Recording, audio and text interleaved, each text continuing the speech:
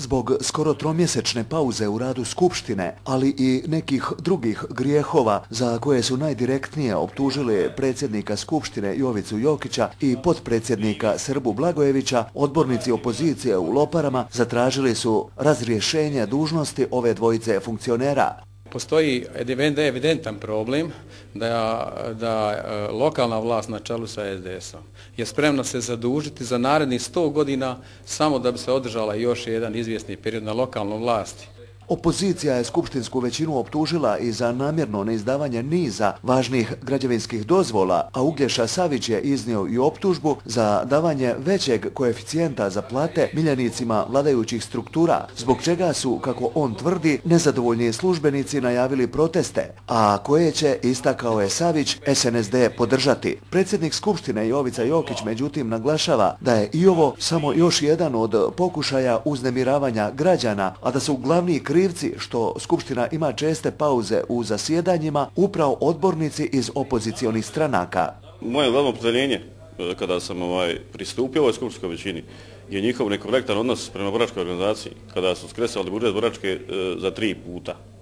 To je možda jedan od osnovnih razloga. Pored niz drugih razloga, naveć samo smjene u svim javnim ustanovama i preduzećima od lokalnog interesa, to je bila jedna sječa, da kažem tako, neprimjerena u posljednjih 20 godina.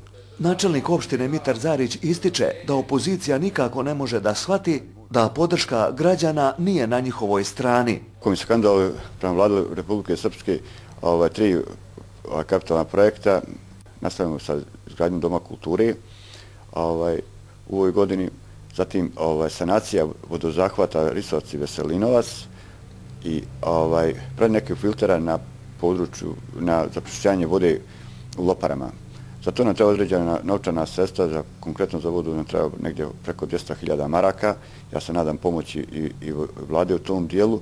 Načelnik Zarić objašnjava da je u infrastrukturu na području opštine Lopare tokom prošle godine investirano oko 2 miliona maraka, a i ove iznos neće biti manji. Do izjašnjavanja o smjenama nije došlo jer se takva tačka nije našla na dnevnom redu dopunjenom na samoj sjednici. Inače, odbornička većina u Skupštini opštine Lopare danas je usvojila sva akta predviđena dnevnim redom do kojih se u raspravi stiglo, računajući i izvještaje o radu Skupštine opštine i načelnika, kao i njegov plan rada, te informacije o investicionim programima, a usvojene su i mjere u oblasti populacione politike, računajući i novčane stimulanse za rađanje djece.